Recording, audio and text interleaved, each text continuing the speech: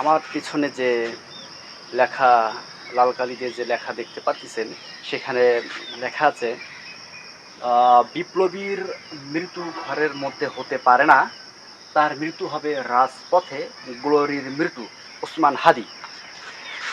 এই যে ভাই যে উক্তিটা যে করেছেন এটা একটা আবেগী উক্তি।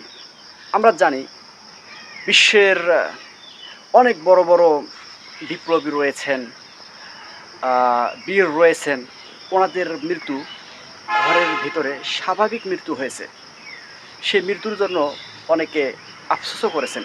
যেমন খালিদ বিন ওয়ালিদ রাদিয়াল্লাহু আনহুর মৃত্যু ঘরের মধ্যে হয়েছেন, অথচ তিনি যুদ্ধের ময়দানে অনেক বিপ্লব করেছেন, অনেক যুদ্ধ বিগ্রহ করেছেন, শত্রুর সম্মুখে বারবার ঝাঁপিয়ে পড়েছেন শত্রুদেরকে পরাস্ত করার জন্য, অথচ ওনার মৃত্যু হয়েছে শেষে ঘরের মধ্যে। সালমান ফার্সি রাদিয়াল্লাহু আনহু, ওনারও মৃত্যু হয়েছে ঘরের মধ্যে। এই যে লেখা, এগুলো হচ্ছে আবেগী লেখা। আপনি বিপ্লবী জন্য যে আপনার মৃত্যু যে রাজপথে হবে এমনটা কি না, মৃত্যু যেখানে সেখানে হতে পারে, মৃত্যু যেখানে সেখানে হতে পারে। আর রাজপথে নামলেই যে বিপ্লব যে হয়েই যাবে এমনটা কি না। আলহামদুলিল্লাহ অনেক আছেন যিনারা কলমের মাধ্যমে বিপ্লব ঘটিয়েছেন। হ্যাঁ, এরকম আছে, অনেক আছে।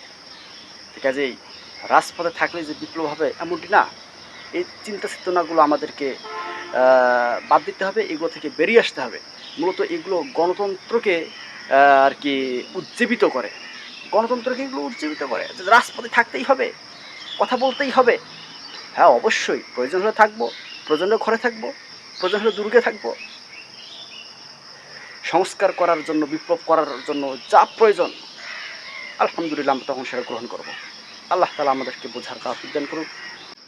আল্লাহ ভাইকে জান্নাতুল ফেরদাউস দান করুক, তার ভুল ভ্রান্তিগুলো ক্ষমা করে দিক মুসলিম ভাই। আমিন।